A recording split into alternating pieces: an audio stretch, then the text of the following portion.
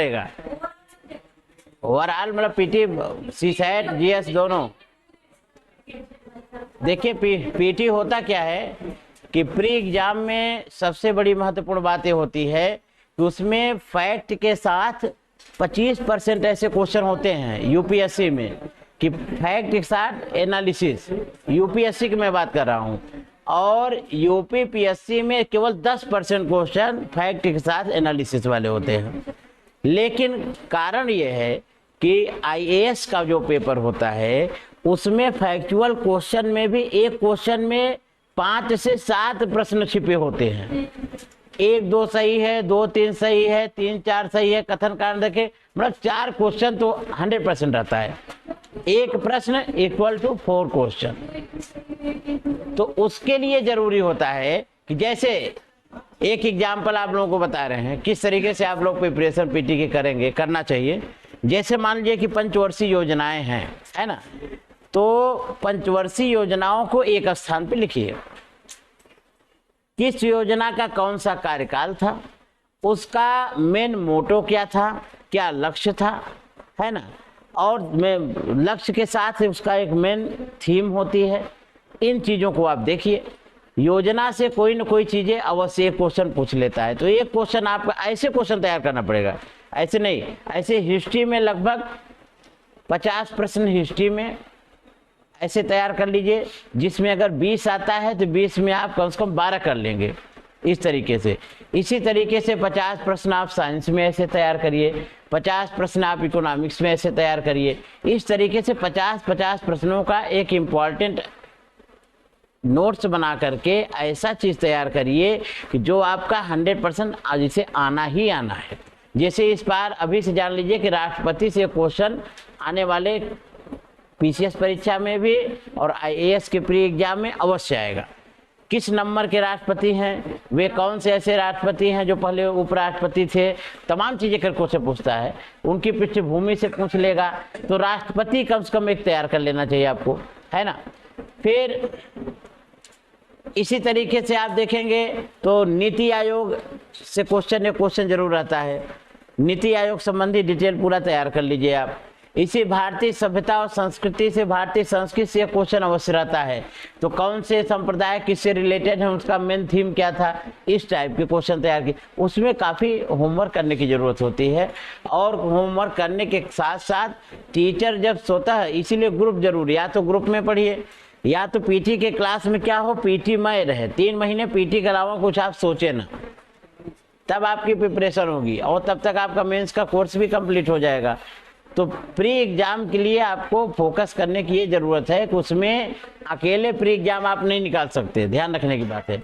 एक ग्रुप बनाइए, या तो वो ग्रुप कोचिंग में रहे या आप लोग स्वयं क्रिएट करिए 2-4 लोगों का। कोचिंग में जो पढ़ाना है वो पढ़िए, ठीक है, प्री के लिए। देन उसके बाद टेस्ट सीरीज बहुत महत्वपूर्ण है।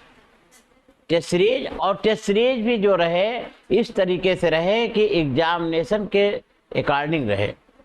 ऐसे लोग टेस्ट सीरीज कराते हैं, पता चला 20 टेस्ट सीरीज कराए, उसी में 150 में 80 क्वेश्चन उसी में से फंस गया। तो क्वेश्चन ऐसा नहीं है, उसमें मेहनत करनी पड़ती है।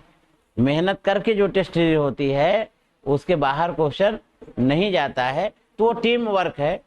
तो कर्तव्य आईएएस की टीम में हम भी जुड़े हैं, तो कुछ सजेशन देंगे, कुछ सजेशन लेंगे, और कुछ बेहतर किया जाएगा इस बार पीटी के लिए, जिससे आप लोग का प्री निकले 100। एक क्रैश कोर्स टाइप का भी एक महीने का या 1.5 महीने के, 1 घंटे के या 2 घंटे के पर डे क्लास चला दिया जाएगा।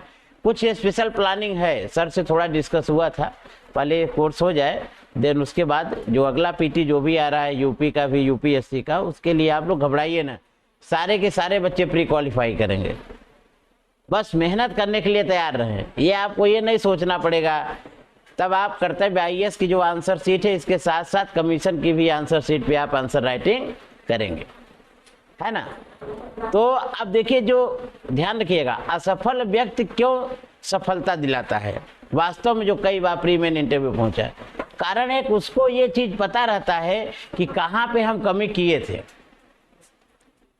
तो जो जहां तक पहुंचा है वो कमी किया है, जो मेन टारगेट है वहां तक नहीं पहुंचा है, तो उसके अकॉर्डिंग वो क्या करता है, चीजों को कंसाइज करके उस फॉर्म में, उस फॉर्मेट में आपको दौड़ाना चालू करेगा। आप लोग तो कच्चे घड़े के समान हैं। जरूरत है कि कुम्हार जैसे चाहेगा टेढ़ा बना ले, चाहे सीधा बना दे, है ना।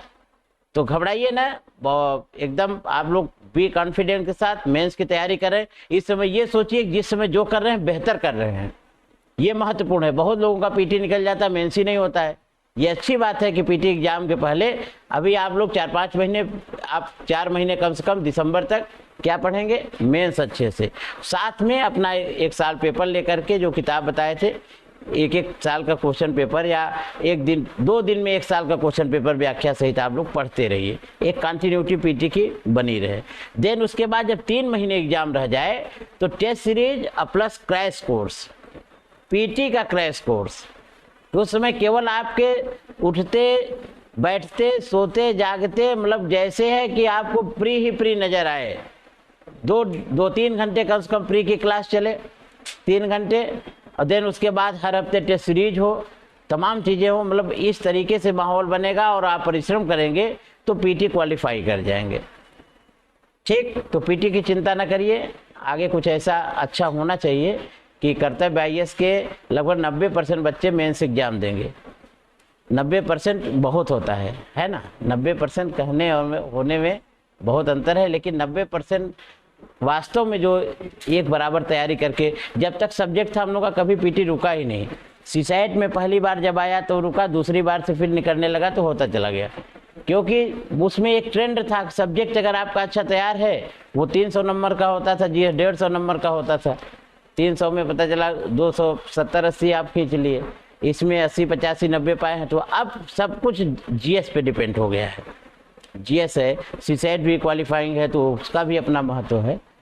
तो उसके घबराने की जरूरत नहीं। अभी जो कर रहे हैं उसे बेहतर करिए, आगे की चीज़ें अच्छी होंगी, ऐसा मेरा विश्वास है। सर से डिस्कस किया जाएगा और अच्छे संस्थान में हैं, और सर UPSC UPPSC के संदर्भ में बहुत अच्छा गाइड करते हैं। तो चलिए अब आप इस साइड में आप लोग देखिए, तो हम लोग बात करें। कहाँ गए, क्या है, नया मोबाइल लिए हैं क्या? अच्छा, अब सोचिए आप नया मोबाइल लिए हो तो बच्चों को लड्डू खिलाइए।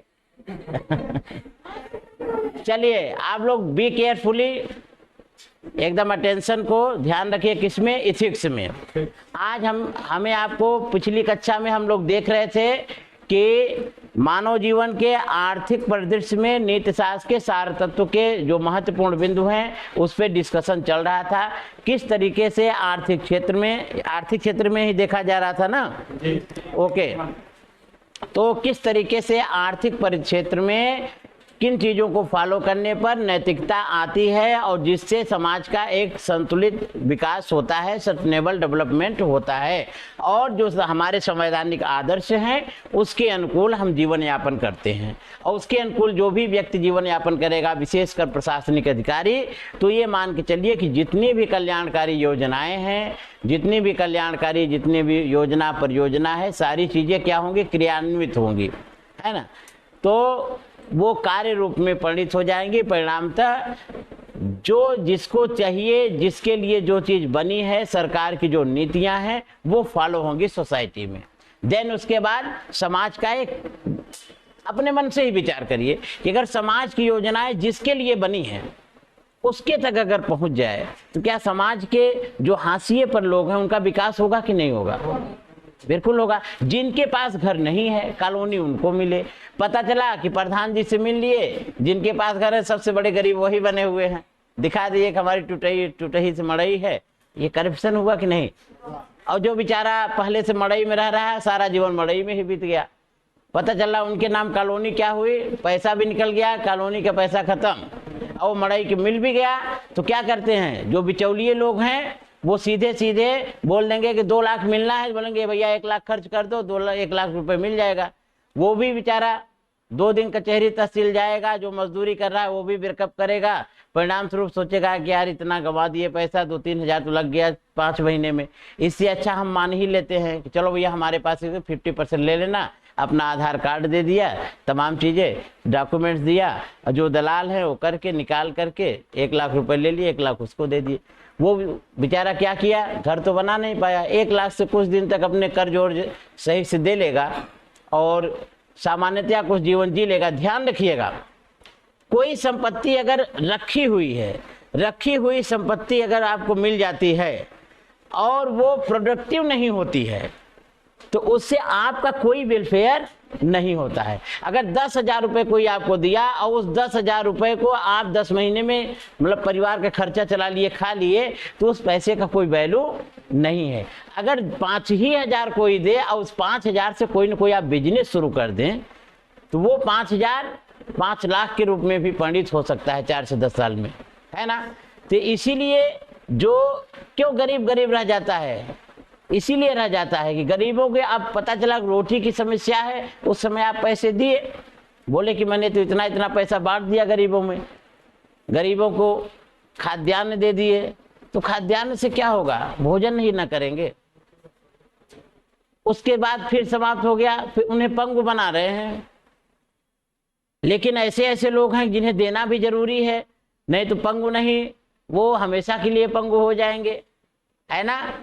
तो बीच का रास्ता अपनाना पड़ेगा कि जो लोग एक तरीके से स्थितियों को बियर करने वाले हैं उनको उद्योग के संदर्भ में आप पैसा दीजिए, उद्योग के संदर्भ में लघु उद्योग करने के लिए विशेष बेनिफिट दीजिए या फ्री ऑफ कास्ट जैसा उद्योग स्थापित करने के लिए दीजिए। बाकी जो लोग एकदम निरीह हैं उनके लिए पहले खाने की व्यवस्था करिए, पहले रोटी कपड़ा मकान होना चाहिए ना, तो भोजन पहले होना चाहिए, देन उसके बाद जब खा लेंगे, कपड़े पहनेंगे, सभ्य नागरिक कहलाएंगे, देन उसके बाद जरूरत है कि हमें एजुकेशन मिलना चाहिए।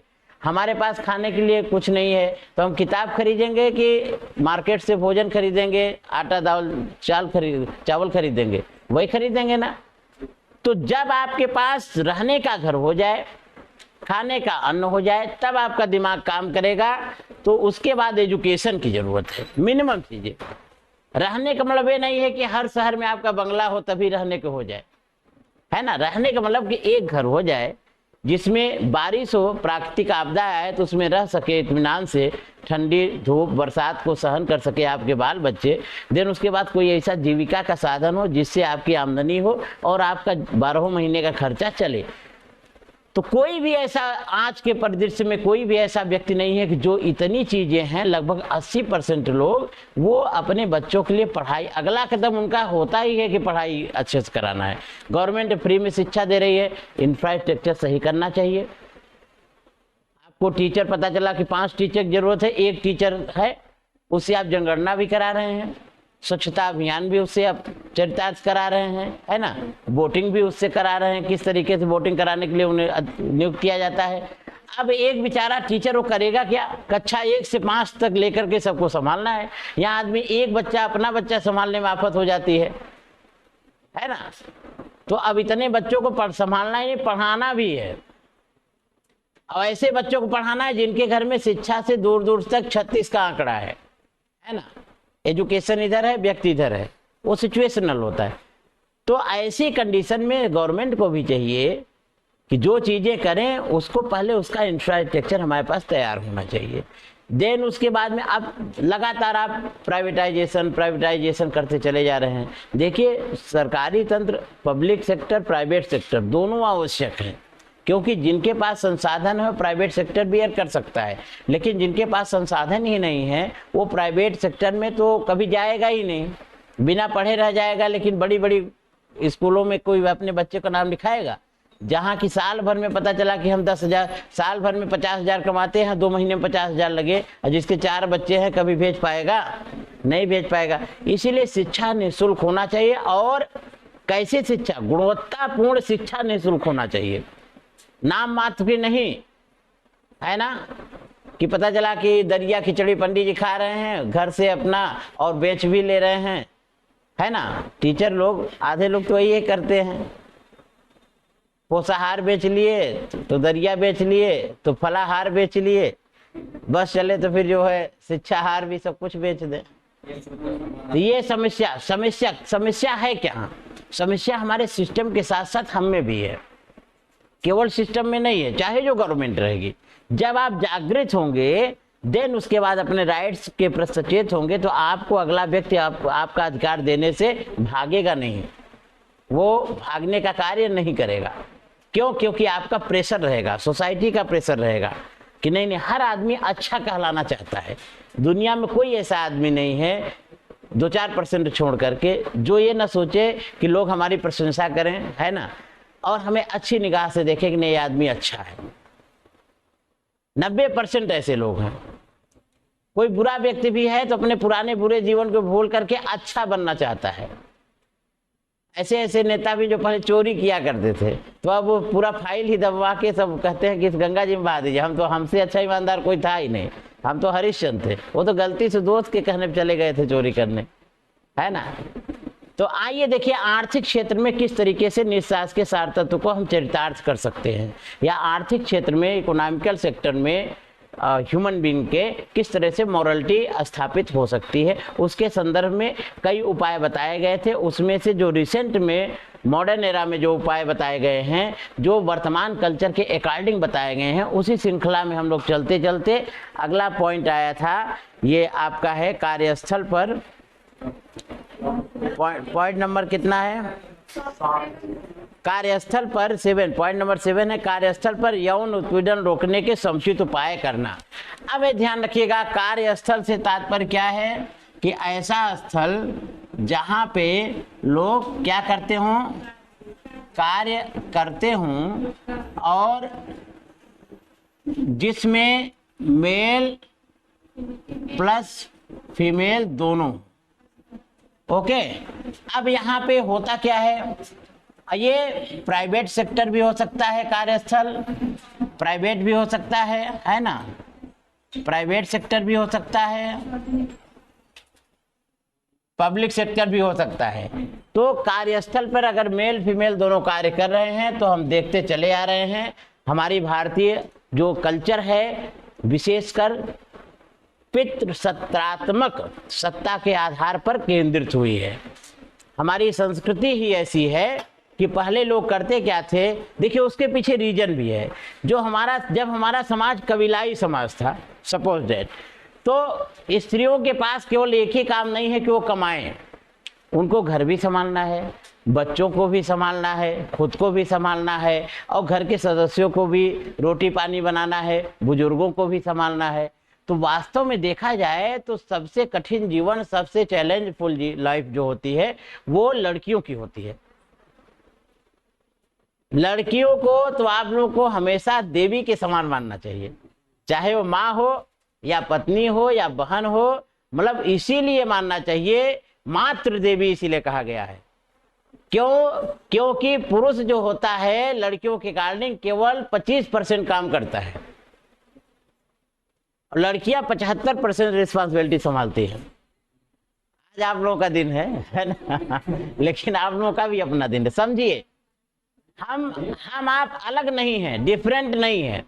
मेल एंड फीमेल को अलग निगाहों से देख करके आप पूर्णता को नहीं देख सकते हैं, क्योंकि पूरी सोसाइटी का जो डेवलपमेंट है ना, समाज दो ही लोगों से बना है। जो सोसाइटी है ये मेल और फीमेल दो तत्वों से बना है। ये मान लीजिए दो तराजू हैं, तो तराजू के जब दोनों पलड़े बराबर रहेंगे तभी संतुलित सस्टेनेबल डेवलपमेंट होगा। नहीं तो पता चला कि एक पलड़ा तराजू का यहाँ है, दूसरा पलड़ा यहाँ है, तो क्या संतुलित विकास होगा? कभी नहीं होगा। तो इसके लिए आवश्यक क्या है, क्या क्या रीजन है? देखिए इसके कई रीजन है। एक तो बायोलॉजिकल रीजन होता है। बायोलॉजिकल रीजन में ये होता है कि सामान्यतया जनरली स्त्रियों के कहा जाता है कि कमजोर होती हैं। अब आप जैसे ही कमजोरी का नाम सुनेंगे सारे लोग जो है नाराज हो जाएंगे, स्त्रियां कमजोर कहाँ होती है? बायोलॉजिकल पॉइंट ऑफ व्यू से इसलिए स्त्रियां कमजोर होती है कि वो ऐसा ईश्वर के द्वारा प्रदत्त ऐसा स्ट्रक्चर है कि कमजोर इन द सेंस दिमाग से कमजोर नहीं, कमजोर इन द सेंस कि उन्हें केवल एक ही काम नहीं है, उन्हें कितने काम है, बहुत सारे काम करने पड़ते हैं। और सबसे बड़ा कार्य जो आप समझ लीजिएगा कि सृष्टि प्रक्रिया को चलाना, मतलब बच्चे उत्पन्न करना, इतने बड़ा चैलेंज कोई कार्य ही नहीं है। ध्यान रखिएगा, जो हमारी माताओं ने हम लोग को उत्पन्न किया है, पैदा किया है, इतना बड़ा कार्य कोई नहीं किया। मतलब आप ये समझिए, आप कहेंगे सर कि स्त्रियां हैं तो भाई स्त्रियों की प्रोडक्टिविटी है तो मेल इसमें क्या करे, है ना? तो मेल इसमें करे कि उनका सम्मान करे, क्योंकि स्त्री वही आपके माँ के रूप में है, वही स्त्री आपके बच्चे के माँ के रूप में है, आपके बहन के रूप में है, आपकी पत्नी के रूप में है, आपके बुआ के रूप में है, दादी के रूप में है, समझ रहे हैं। इसलिए स्त्रियों का जीवन पूर्णतः चैलेंज से परिपूर्ण होता है। पग पग पे उन्हें एक साथ कई अभिनय करने पड़ते हैं। आपको तो एक ही अभिनय, अच्छा लड़का खराब लड़का, लड़का बहुत अच्छा है, लड़का बिगड़ गया है, माँ बाप गलती भी करेंगे तो पता चला बेटी को 2 चाटा लगाएंगे तो बेटे को 1 ही चाटा लगाएंगे। क्यों? क्योंकि एक लौता लड़का है। ये जनरली लोग, है ना, सामान्यतया लोग करते हैं। मतलब 80% की मैं बात कर रहा हूँ, 20% ऐसे लोग हैं जो बच्चे और बच्चियों में कोई डिफरेंट नहीं करते हैं। हमारे सोसाइटी में लगभग 20 से 25% ऐसी नई सोच आ गई है कि 25% लोग कोई डिस्क्रिमिनेशन नहीं करते हैं। रियलिटी में जो लोग एकदम हाई पढ़े लिखे हैं, वास्तविक रूप से पढ़े लिखे, और बेटा बेटी में कोई अंतर नहीं समझते हैं।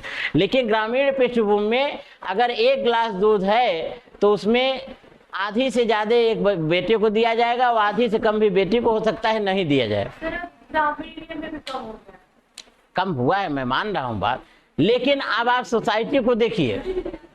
तो अब जब सोसाइटी में इतना कॉम्प्लेक्स है, ये शुरू से ही डिस्क्रिमिनेशन, स्टार्टिंग से ही डिस्क्रिमिनेशन है। क्यों है? उसके लिए केवल न तो हम जिम्मेदार हैं, न केवल आप जिम्मेदार हैं, उसके लिए हमारी सामाजिक जो ढांचा है, सोशल स्ट्रक्चर, प्लस हमारी जो परंपरागत सोच है, प्लस जो हमारी एक तरीके से कह सकते हैं कि पितृसत्रात्मक पद्धति है, जिसमें पुरुष प्रधान होता है, महिला सेकेंडरी होती है। मातृ सत्तात्मक जो पद्धति होती है, पहले कोई डिस्क्रिमिनेशन किस लिए नहीं था, क्योंकि जब यायावर जीवन लोग जीते थे, बंजारे का जीवन, तो जितना काम पुरुष करता था उतना ही काम महिला भी करती थी। पुरुष को भी उसी वृक्ष के नीचे सोना है, उसी वृक्ष का फल खाना है, या पशु पंछियों के शिकार करके जाएंगे तो वही मांस मीट वो भी खाएंगे, वही वो भी खाएंगे। और आज यहाँ है, कल दोनों को साथ फिर अगले पड़ाव पे जाना है। तो इससे क्या है कि जब साथ साथ व्यक्ति रहता है, साथ साथ काम करता है, तो डिस्क्रिमिनेशन की भावना उत्पन्न नहीं होती है। जैसे ही आप घर का कार्य किसको दे दिए? स्त्रियों को दे दिए। चूल्हा चौका, साफ सफाई, रोटी पानी, चाय, ये सारा चीज एक लड़की दिन में बहुत सारा काम करे और एक लड़का दिन में केवल पढ़ने जाए। शाम को आएगा तो माता पिता क्या कहे, थक गया है बेटा, अभी तक पानी नहीं दिया, जबकि वो बिटिया दिन भर से पूरा काम कर रही है ना। स्कूल भी गई, दिन भर से काम भी करे और डांट भी कौन खा रही? वही खा रही। और शाम को जब गिलास में दूध आएगा तो उसकी गिलास में ज्यादा रहेगा, इसकी गिलास में कम रहेगा। इस सोच को, रियलिटी ऑफ लाइफ है, इस सोच को हमें क्या करना पड़ेगा? आप लोग ऐसा नहीं करेंगे, मैं सोसाइटी की सोच बता रहा हूँ, आप लोग तो कभी ऐसा सोच ही नहीं सकते हैं।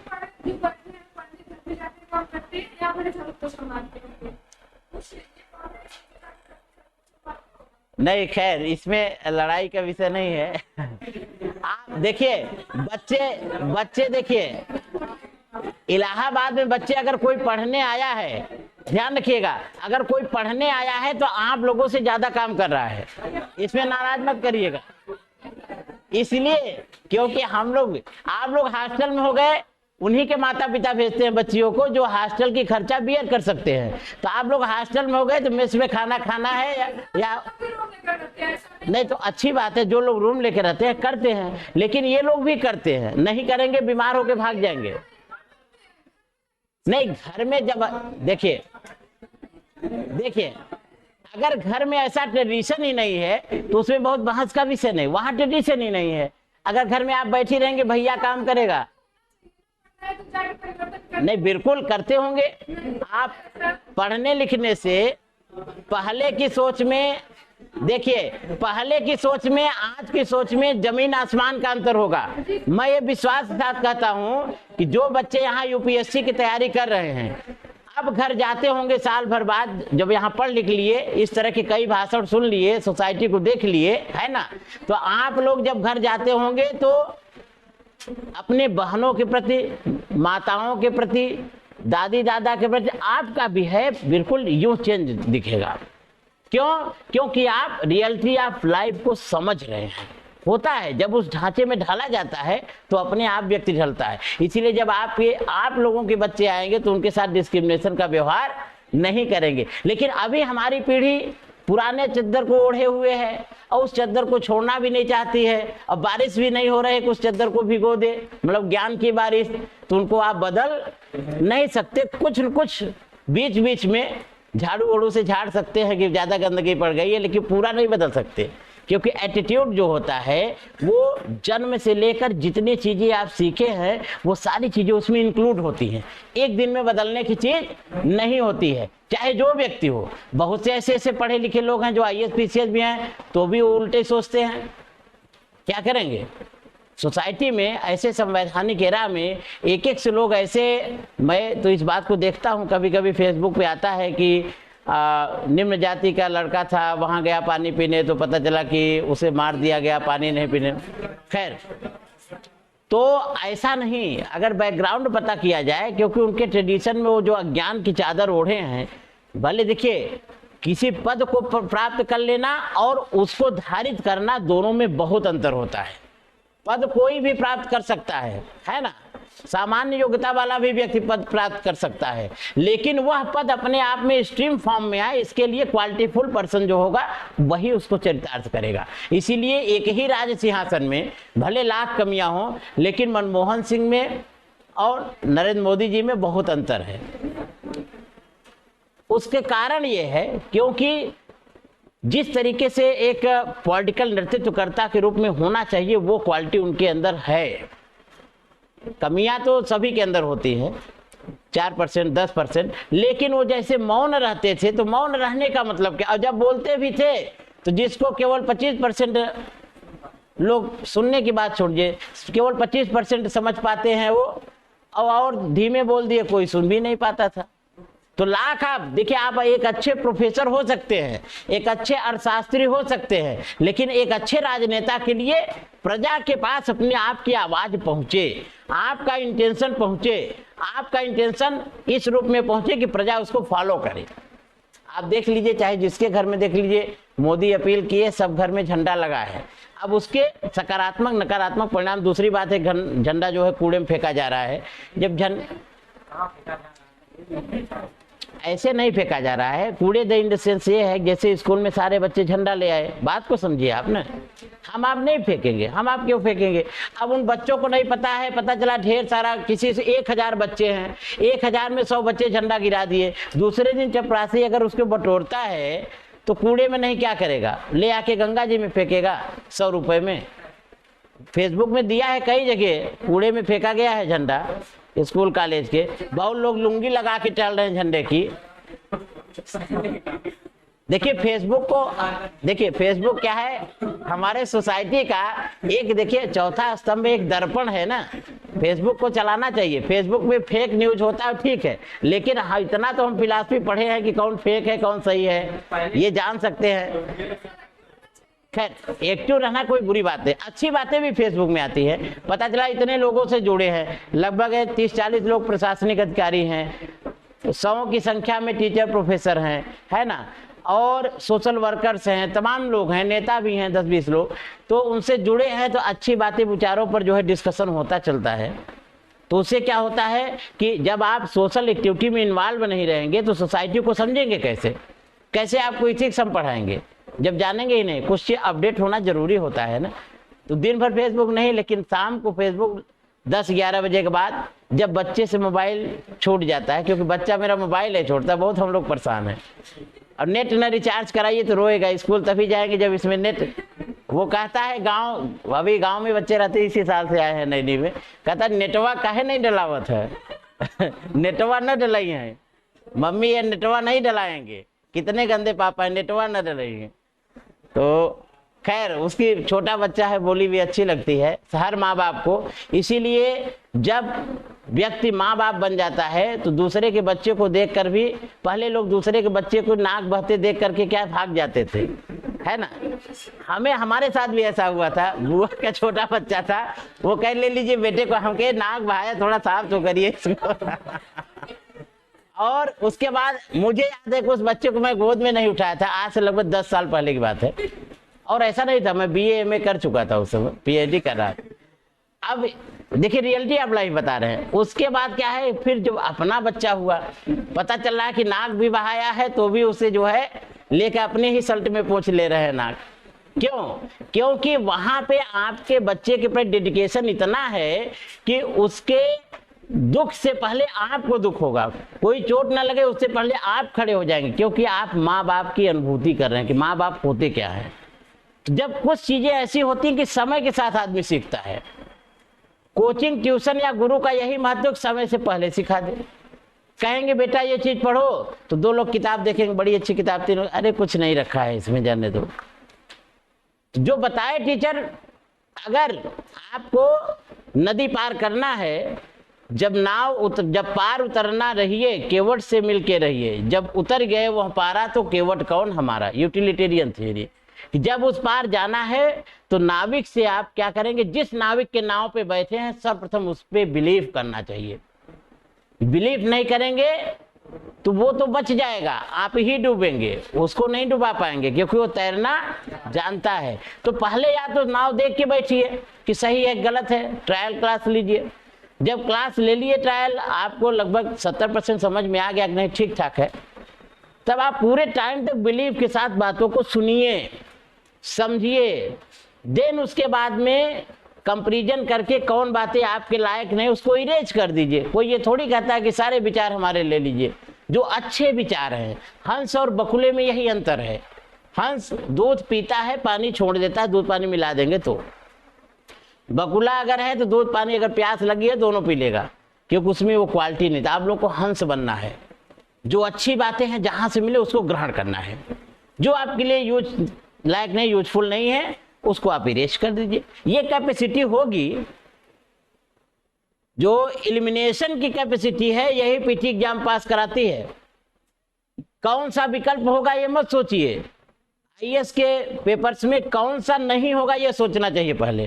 कौन नहीं हो सकता, कौन नहीं हो सकता, तो ये नहीं होगा, ये नहीं होगा, ये 50% नहीं होगा, ये 60% श्योर है नहीं होगा, ये तो 100% श्योर है कि ये नहीं होगा। तो अगर 4 विकल्प में एक क्लियर हो गया तो एक कट गया आपका, जो 60% है उस पर विचार कीजिए, दूसरा कटा। ऐसे जाते जाते जो नंबर आप परसेंटेज में ज़्यादा है वही नियरेस्ट आंसर होता है। यूपीएससी में 100 क्वेश्चन में लगभग 40 क्वेश्चन ऐसे ही आते हैं, है ना, 40 ऐसे आते हैं और लगभग 25-30 क्वेश्चन डायरेक्ट फैक्चुअल आते हैं। इसमें कोई दो राय ही नहीं है, जो किताब बताए हैं वहीं से मिल जाएंगे।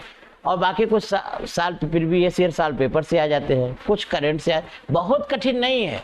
10 किताब पढ़ने का अपेक्षा 1 किताब और अच्छे से टेस्ट सीरीज सही मार्गदर्शन में आप कर लेंगे। पीटी तो सबसे सरल होता है, लेकिन 3 महीने पहले केवल पीटी ही पढ़िए, ध्यान रखिए। और ये नहीं ध्येय वाली टेस्ट सीरीज भी कर लें, है ना, फिर पता चला कि दृष्टि क्या है वो भी टेस्ट सीरीज कर ले, तो आप करेंगे क्या कि केवल गोला भरते ही रह जाएंगे, कुछ तैयार।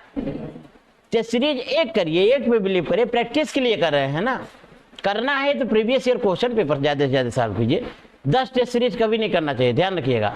10 इन द सेंस कि 10 कोचिंगों का पहले नहीं करना चाहिए। एक पे बिलीव किए, उसका आद्योपांत सारी चीज आप करिए, वो हो जाए देन उसके बाद अगले बार के लिए दूसरी ज्वाइन करिएगा, वो दूसरा मैटर है। खैर, तो मैं बता रहा था कि कार्यस्थल पर महिलाओं के साथ जो उत्पीड़न, यौन उत्पीड़न होता है, वह उसको रोकने से किस तरीके से इकोनॉमिकल क्षेत्र में इथिक्स प्रज्वलित होगा या इथिक्स अपने कार्य रूप में परिणित होता हुआ दिखेगा। क्योंकि जितने भी कार्यस्थल हैं, प्राइवेट सेक्टर में ज़्यादा महिलाएं काम करती हैं, पब्लिक सेक्टर में भी काम करती हैं, तो पता चला 10 पुरुष हैं तो 2 महिला काम कर रही हैं। अब 10 पुरुष में से 2-3 पुरुष सेंसियर हैं, है ना, और 6 पुरुष ऐसे हैं कि वो केवल ड्यूटी कर रहे हैं, बस हो गया। बाकी वो क्या है, इंद्रियां क्या है उनकी अनियंत्रित है। घर में लात गोचा खाएंगे, है ना, और दूसरे में सोचेंगे कि नहीं वो लड़की अच्छी है, बात को समझे, ये लड़की अच्छी है और अपनी बीवी खराब है। बहुत बड़ा कंट्राडिक्शन है ना। तो इसीलिए घर की मुर्गी साग बरोबर। तो ये अवधारणा क्या होना चाहिए, इसके लिए एक सशक्त कानून होना चाहिए, पहली बात। दूसरी बात, इस देखिए कार्यस्थल पर यौन उत्पीड़न रुके। यौन उत्पीड़न का आशय होता है सेक्सुअल हरासमेंट, इसका व्यापक संदर्भ होता है, सीम लिमिटेड मत देखिए। अगर मान लीजिए आप कोई लड़की कार्य कर रही है, 3 बार 4 बार आप घूर घूर के बस लड़की को देखे चले जा रहे हैं, कुछ नहीं बोल रहे हैं, तो एक तरीके से भाई लड़कियों की स्थिति आप जानते हैं कहाँ से कैसे कैसे करके आई हैं, मतलब मेहनत करके परिश्रम करके समाज से लड़के सोसाइटी से लड़के, देन उसके बाद वो स्वभाव से लड़कियों के अंदर डर रहता है। डर और शर्म ये लड़कियों का आभूषण होता है। थोड़ा डरना चाहिए, है ना। डरने का मतलब ये नहीं कि अन्याय से डरना चाहिए। अब इतनी, या तो लड़की बहुत बोल्ड हो कि जैसे ही कोई घूर के लग रहा है जाके 2 थप्पड़ लगा दे, उसके बाद वो कभी देखने का नाम ही नहीं लेंगे। एक बात सोचिए, या तो बोल्डनेस का मतलब ये होता है, ये तो ज्यादा बोल्डनेस हो गया। बोल्डनेस का मतलब सामान्य ये होता है कि जा करके ये बोले भाई साहब आपको क्या परेशानी है, क्या आपके घर में माँ बेटियां नहीं हैं, ऐसा करें और सशक्त रूप से, और जो संबंधित अधिकारी है उससे शिकायत करें। बोल दे देखिए अगर आप इस तरीके से बार बार डिस्टर्ब करेंगे तो हम सर से बता देंगे, बॉस से बता देंगे, है ना। अब पता चला कि बॉस ऐसा है कि बॉस ही ऐसे ही काम कर रहा है, तब किससे बताएंगे? तब आप कानून का सहारा लेंगे। कानून भी अगर है, उसके कानून हाथ में सबसे लास्ट में उठाना चाहिए, या तो विकल्प को देखेंगे। तो ये पहले सोच बदलना पड़ेगा, किसको? पुरुषों को अपनी सोच को बदलना पड़ेगा, और महिलाओं को भी अपनी इस सोच को बदलना पड़ेगा कि नहीं हम लड़की हैं तो उसका मिसयूज करेंगे। दोनों चीजें हैं। सोसाइटी में ऐसी ऐसी भी लड़कियां हैं जो कि लोगों का अपनी लड़की होने के नाते 2-4% है, ऐसा नहीं कि बहुत ज्यादा संख्या में नहीं है, लड़की होने का क्या करती है? मिसयूज करती है। इसका परिणाम ये होता है कि अन्य लड़कियां जो वास्तव में सीधी सादी होती है उन्हें भी गलत निगाह से लोग देखते हैं कि नहीं लड़कियां तो सब ऐसे के ऐसे ही होती हैं। अब इसी तरीके से पुरुषों के विषय में भी धारणा है। हमारे सोसाइटी में बड़ी कम्प्लेक्स अवधारणा है। देखिए, कार्यस्थल पर यौन उत्पीड़न न हो इसके लिए न तो केवल पुरुष जिम्मेदार है, न तो केवल महिलाएं जिम्मेदार हैं, स्त्री जिम्मेदार है, न तो मेल न तो फीमेल, अर्थात दोनों के साथ साथ हमारी सोसाइटी, हमारा जो रूल्स है रेगुलेशंस हैं, और प्लस समाज की सबसे बड़ी सोच। जैसे आप यूपीएससी की तैयारी लेवल पे आ गए हैं, तो अब आप कोई लड़का लड़की से किसी से बात कर लिया, तो लड़की से बात करने का मतलब ये नहीं हुआ कि लड़का लड़की से कोई अफेयर हो। बात को समझिए। इसका मतलब ये है कि आप खुल के बात कर सकते हैं, खुल के अपनी प्रॉब्लम को डिस्कस कर सकते हैं। देन उसके बाद जो ऐसा नहीं, देखिए बिना लड़के अगर दोनों अलग रहेंगे तो सोसाइटी का डेवलपमेंट नहीं होगा। लेकिन हर चीज का अपना एक जस्टिफिकेशन होता है। हर लड़के को शादी करनी पड़ती है, हर लड़कियों को शादी करनी पड़ती है। लगभग 99%, 1% लोग नहीं विवाह करते हैं, दूसरी बात है। लेकिन उसमें क्या होना चाहिए कि शादी कोई हलवा पूड़ी नहीं है, या मुख से कोई शब्द निकाल दिए, है ना। कोई अगला लड़का कहा नहीं हम आपको बहुत चाहते हैं, तो कहे चाहते हैं भैया चलिए शादी विवाह कर लीजिए, चाह रहे हैं अच्छी बात है। तो कहेंगे नहीं अभी तो मुझे आईएएस देना, अभी हमें ये करना है। तब लगेंगे दांत में या अंगुली दबाएंगे या तो हाथ ऐसे करने लगेंगे। मैंने एथिक्स पढ़ाया था कि इंटेंशन अगर सही है तो रिजल्ट पॉजिटिव हमेशा आएगा। इसीलिए अपने इंटेंशन को सही करना चाहिए। आपका लक्ष्य क्या है इस चीज को पहचानना पड़ेगा, और देन उसके बाद आपकी स्थिति क्या है, किस लेवल पे है। अभी आप तैयारी करने आए हैं, शादी विवाह करने नहीं आए हैं, है ना। तो आप तैयारी करिए, अपने माँ बाप के लिए जो कमिटमेंट दिए हैं, जो रात दिन मेहनत करके पैसा भेजते हैं खाते में ना, उसकी वैल्यू समझिए कि उसकी वैल्यू क्या है ना। माँ बाप जो ट्रस्ट करके आपको हॉस्टल प्रोवाइड कराए हैं उसकी वैल्यू समझिए। मैं ये इस बात से नहीं इनकार करता हूँ कि ये देखिए इमोशंस जो होता है, कोई आप कंप्यूटर नहीं है, इमोशन बहुत अलग चीज होती है। लेकिन उन्हीं इमोशंस पे हमें कंट्रोल करना है ना। लगाव किसी का किसी से भी हो सकता है, इसका कोई फैक्टर नहीं होता है। लेकिन लगाव का मतलब वही होता है जब आप बुद्धि के साथ किसी से लगाव करते हैं तो आप अपनी लाइफ को सिक्योर रखते हैं, क्योंकि केवल लगाव से दुनिया चलने वाली नहीं है ना। बहुत प्रेम हुआ तो बता दिए कि भाई हम आप एक दूसरे के बिना रह नहीं पाएंगे। शादी विवाह हो गया, घर से भाग के कर लिए शादी, घर गए तो मम्मी पापा भी कहे अच्छा आप काहे लिए दिखा हो, मारो मारो खेदो खेदो, उधर भी खेत गए। और यहाँ पता चला जिसके साथ गए तो कह रहा कि देखिए ऐसा है कि तुम्हें भी काम करना पड़ेगा, बहुत दिन हो गया खिलाते हुए, अब तो हो गया। समझ रहे हैं। तो इसका आशय ये होता है कि हमें क्या करना चाहिए। इसलिए बुद्धिमान प्राणी के लिए जरूरी है, यह भी जरूरी है कि पहले आप अपने उद्देश्य और लक्ष्य पर की प्राप्ति कीजिए, देन उसके बाद प्रत्येक व्यक्ति के लाइफ का एक डिसीजन होता है, लाइफ का एक पार्ट होता है। शादी विवाह ये पार्ट, लेकिन जो प्रेम होता है लाइफ का ऐसा पार्ट होता है, ये बहुत अंधा पार्ट होता है। इसीलिए इससे सावधान रहना है। अगर इसके चक्कर में पड़ गए, आप प्रेम करना है यूपीएससी से कीजिए, यूपीपीएससी से करिए, सेलेक्ट हो जाइए, देन आप डिसीजन। क्योंकि जब तक आप, जीवन कैसे चलता है, अर्थ से चलता है। बिना अर्थ के लाइट भी नहीं आती है, करंट भी नहीं आता है। आप सोचिए कि ऐसी चीजें जो अभौतिक जिसे कहते हैं, तो आप सोचिए जीवन कैसे जी पाएंगे, है ना। जीवन जीना और 2 मिनट की 3 घंटे की पिक्चर का जो प्रेम होता है ना, हीरो हीरोइन प्रेम करते हैं, बड़ा आपको अच्छा लगता है, अरे भाई लैला मजनू, हीर रांझा, बड़े खुशी हो जाते हैं, कितना अच्छा प्रेम था। तो 3 घंटे का प्रेम अलग होता है ना। और जन्म जन्म का प्रेम बने रहना वो अलग होती है। क्योंकि लाइफ केवल स्वप्न से नहीं चलती है, लाइफ हकीकत से चलती है। इसलिए आप पैर पे अपने स्टैंड हो जाए। संविधान आपकी इजाजत ही देता है। सिलेक्शन के बाद जो लोग शादी करेंगे, हम भी शादी में टहलने घूमने आ जाएंगे, क्या हो, ठीक है ना। बुलाएंगे कि नहीं, सर को भी बुला लीजिएगा। खैर, तो अब ये देखिए, इतनी बड़ी हिस्ट्री बताने का मेरा सिर्फ ये उद्देश्य है कि कार्यस्थल पर महिलाओं के यौन उत्पीड़न को रोकने के केवल एक कारण नहीं हो सकते, एक फैक्ट के आधार नहीं। पहली बात, शिक्षा की स्थिति बेहतर होनी चाहिए, सोसाइटी में दृष्टिकोण लोगों का अच्छा होना चाहिए, देन जो रूढ़िवादिता और परंपरावादिता है उससे हमें ऊपर उठना चाहिए, है ना, और अपने संवैधानिक नियमों के अनुकूल अपने कर्तव्यों का पालन करना चाहिए। तो जब इन चीजों को हम फॉलो करेंगे तो कार्यस्थल पर महिलाओं के साथ जो उत्पीड़न होता है उसे हम रोक सकते हैं। और जैसे ही उत्पीड़न रुकेगा, वैसे ही ध्यान रखिएगा कि पुरुषों से ज्यादा महिलाएं डेडिकेशन के साथ कोई भी काम करती हैं। आप समझ लीजिएगा, इसमें कोई दो राय नहीं है, सर्वे है किसी भी का, क्योंकि उनके अंदर सृजनात्मकता होती है।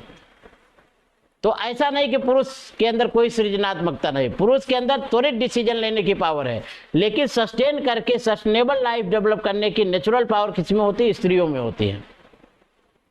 देखिए इकोनॉमिकल विकास किस तरीके से बढ़ता है, संवैधानिक विकास कैसे बढ़ता है। जब कोई महिला कार्यस्थल पर अगर यौन शोषण नहीं हुआ, उसकी वजह से नौकरी नहीं छोड़ी, उसका बच्चा पढ़ेगा, स्वतः की आर्थिक स्थिति अच्छी होगी, महिला का स्टेटस अच्छा होगा, परिवार के लोग खुश रहेंगे, और एक तरीके से नैतिकता का, आप कह सकते हैं कि नैतिकता का माहौल बनेगा। परिणाम स्वरूप जो हमारे संवैधानिक आदर्श हैं वो चरितार्थ होंगे, समानता, स्वतंत्रता, न्याय और बंधुत्व। कोई डाउट? अगला बढ़िए। अगला है आपका कार्मिकों के कल्याण को सुनिश्चित करना। ये भी महत्वपूर्ण है। इकोनॉमिकल क्षेत्र में, आर्थिक परिदृश्य में यदि देखा जाए किसी तरीके से अनैतिक व्यवहार न हो, अर्थात करप्शन न हो, तो जो कार्मिक लोग हैं अर्थात जो कर्मचारी लोग हैं उनके कल्याण को भी हमें सुनिश्चित करना चाहिए। जैसे हफ्ते में 1 दिन छुट्टी देना इसलिए अनिवार्य है कि कोई किसी काम से है, दूर से आया है, माँ बाप को भी देखना, 1 दिन की छुट्टी मिल गई तो जाके वो मैनेज कर लेता है। देन उसके बाद में आप देखते हैं गवर्नमेंट ने किया भी है। देन मान लीजिए कि आप जो कार्मिक हैं, महिला कार्मिक हैं, तो आप देखेंगे प्रेगनेंसी के दौरान, गर्भावस्था के दौरान उनको क्या दी जाती है, छूट दी जाती है। चाइल्ड केयर के लिए छूट दी जाती है। शादी विवाह भी आजकल कोई करता तो भी 1 महीने के लिए छूट दिया, ताकि वो अपना दाम्पत्य जीवन और अपने नौकरी के जीवन में एक सामंजस्य बैठा सके। तो जब कोई भी कंपनी, कोई भी फैक्ट्री, क्योंकि ज़्यादा से ज़्यादा प्राइवेट सेक्टर में जॉब है, इसीलिए कार्मिक शब्द यूज किया गया। तो कार्मिक जो होते हैं प्राइवेट पब्लिक सेक्टर दोनों में होते हैं।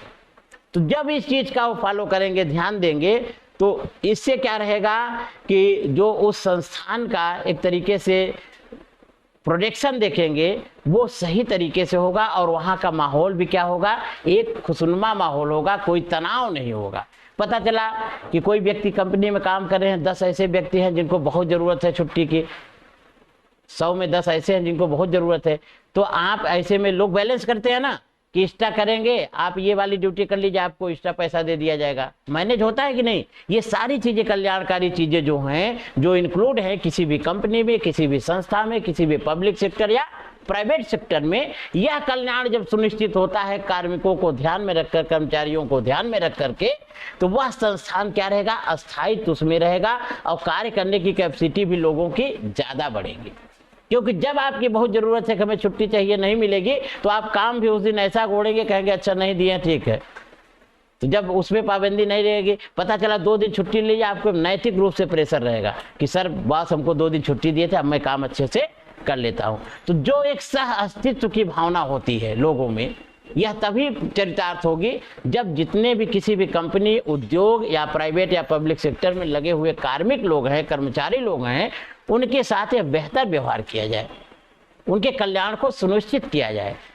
जैसे जोखिम भरे कंडीशन में भी उनको एक तरीके से ग्रांट दिया जाए। कोई कार्मिक ऐसे हैं, पता चला उनका मशीन से हाथ कट गया, तो उनकी देखभाल, उनके बच्चों के लिए एक इंश्योरेंस होना चाहिए, और होता भी है।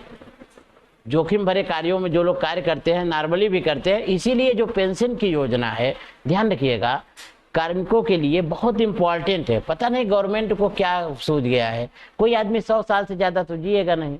एक बात समझो, मैं एकदम, वैसे तो 65-66 यही एवरेज एज है ना। अब मान लीजिए 70-75 कोई जी गया, बहुत बड़ी बात है। आज की एज में 75-80 साल सफिशियंट है, पर्याप्त है। और पहले के क्षेत्र में तो वैसे तो 100 साल के ऊपर नॉर्मली लोग जीते थे, लेकिन आज की एवरेज आयु देखेंगे तो 65-64 ठीक है। मान लीजिए कोई व्यक्ति 80 साल ही जिया, अब आप पूरी लाइफ क्या किए? शुरू से ही त्याग तपस्या करके तैयारी किए। मान लीजिए कोई ईमानदार, आप ईमानदार व्यक्ति हैं, ईमानदारी के साथ ड्यूटी करना चाहते हैं, देन उसके बाद अपनी लाइफ भी ईमानदारी के साथ जीना चाहते हैं। आप परिश्रम करने के बाद एक कर्मी के रूप में, कर्मचारी के रूप में नियुक्त होते हैं। मान लीजिए सचिवालय में समीक्षा अधिकारी हो जाते हैं, है ना। अब 60 साल के बाद आपको रिटायर कर देंगे, जो कुछ इकट्ठा पैसा मिलेगा वो दे देंगे। लेकिन कोई एक आदमी जैसे ही वो 30 साल में या 35 ईयर में या 25 ईयर में जॉब पाता है, तो पहले अपने जितने भी उत्तर रिस्पॉन्सिबिलिटी रहती है उसको पूरा करने में लग जाता है। माँ बाप पढ़ाए हैं, उनकी व्यवस्था करना, भाई अगर 25 साल का लड़का है तो जाहिर बात है 50 साल के माँ बाप होंगे, उनकी दवा दारू में की व्यवस्था करना। दारू शब्द इसलिए जुड़ जाता है, मैं इस पर विचार किया कि दवा तो है लेकिन दारू क्यों जुड़ा है? दारू मतलब होता है वो भी मेडिसिन है।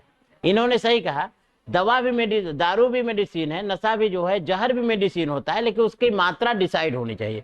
एक संतुलित मात्रा में दिया गया जहर भी दवा का काम करता है ना। इसलिए सामान्य बोलचाल की भाषा में दारू शब्द जोड़ दिया जाता है, तो जोड़ना नहीं चाहिए। तो दवाई है ना, मेडिसिन है, उसके लिए खर्च हैं। उसके बाद में आपके घर में दादा दादी हैं, उनकी रिस्पॉन्सिबिलिटी है। फिर बच्चे, शादी विवाह किए, बच्चे हैं, बच्चों को पढ़ाना है, लिखाना है, उनकी लाइफ अच्छे से बनाना, उनका शादी विवाह करना है। आप लगभग 25 साल में अगर शादी किए तो 60 साल होते होते जब आपके बच्चों की शादी का समय है, तब तक आप तो नौकरी से रिटायर हो जाएंगे। क्योंकि जनरली आजकल बच्चे 30 की इधर शादी नहीं करें, जो पढ़ लिख रहे हैं कि भाई जॉब मिल जाए तब शादी करें, है ना। तो जो पढ़ लिख रहा है वो अगर 30 तक शादी अगर नहीं कर रहा है तो कोई बुराई का विषय नहीं है। ऐसा ही समय चल रहा है। और लड़कियों के लिए 25+, लड़कों के लिए 30 तक चल सकता है। ये सामान्य रूप से आज की जो कैलकुलेशन है।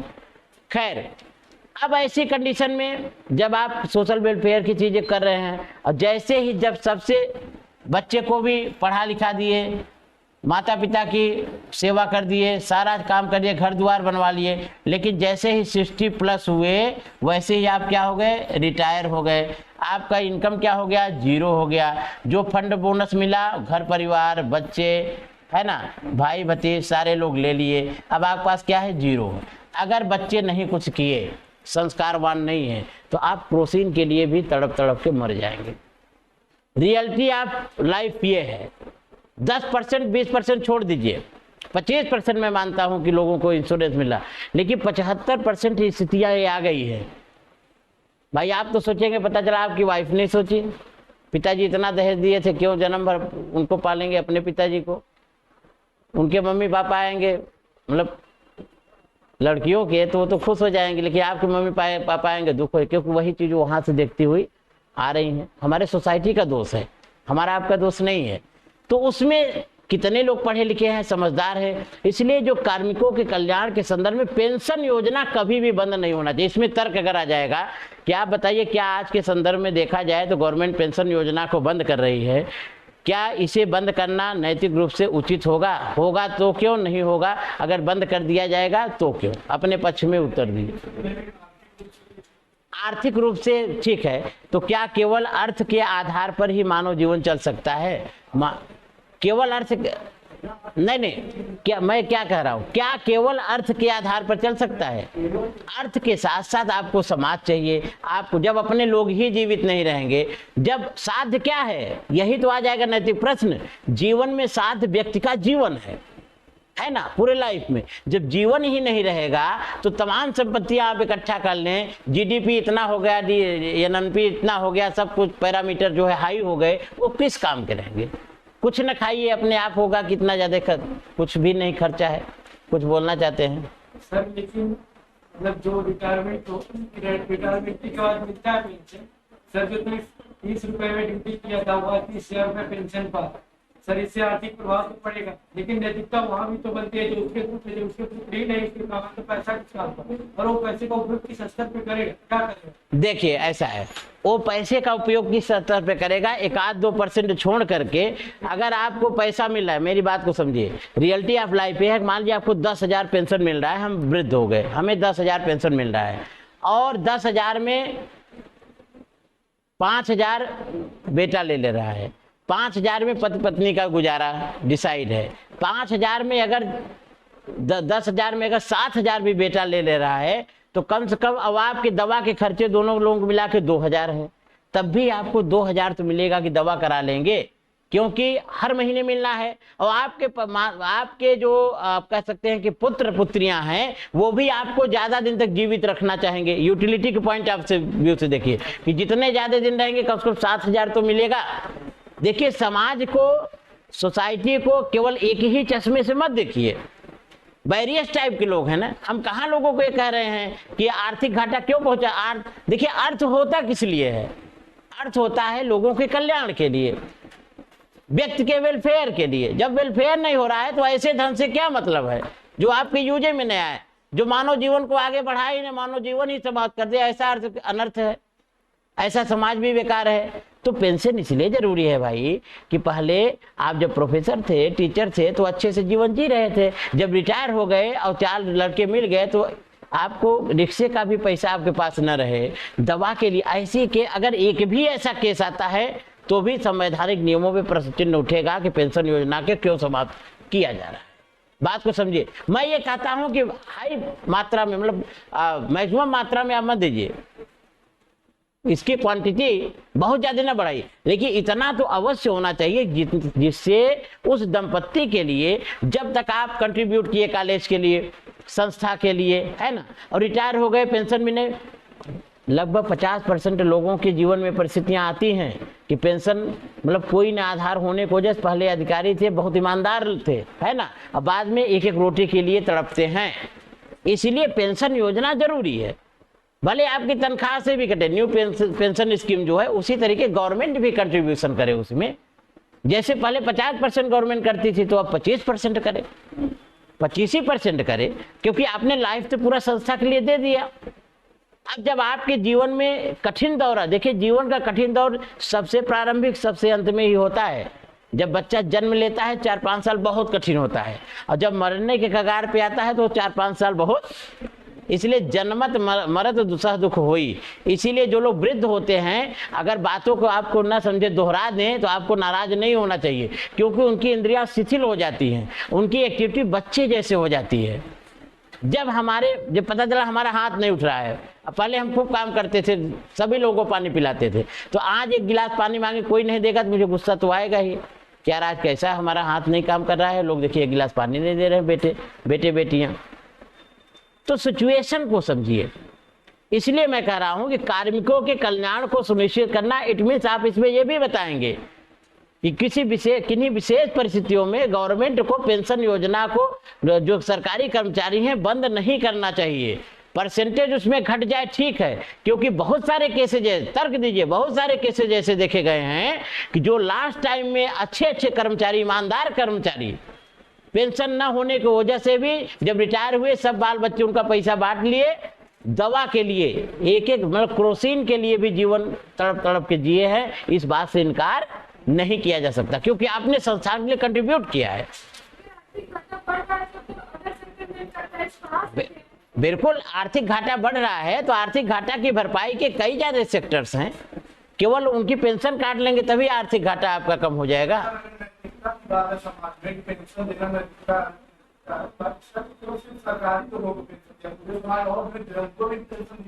नहीं, समाज में वृद्धों को पेंशन जनरली दी जा रही है कि नहीं, गवर्नमेंट की योजना तो है। नहीं, देखिए ऐसा है, अब देखिए इस बात को समझिएगा, जहां एक होता है, आप समझिए, यदि आप देखिए, मान लीजिए आपका एक है कर्तव्य, देखिएगा कर्तव्य, और दूसरा क्या है, अधिकार।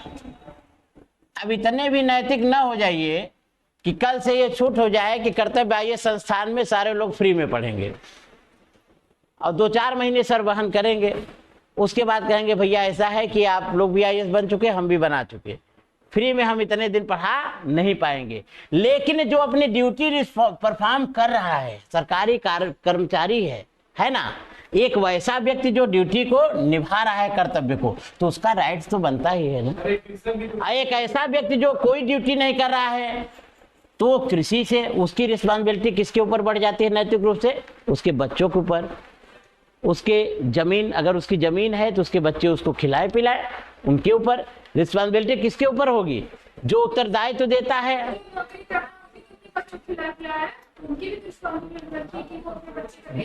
नहीं, वो तो बिल्कुल बनती है, लेकिन इसमें जो आप बात कर रहे हैं कि ऐसे कि आम लोगों के लिए भी पेंशन दिया जाना चाहिए, तो गवर्नमेंट सोशल वेलफेयर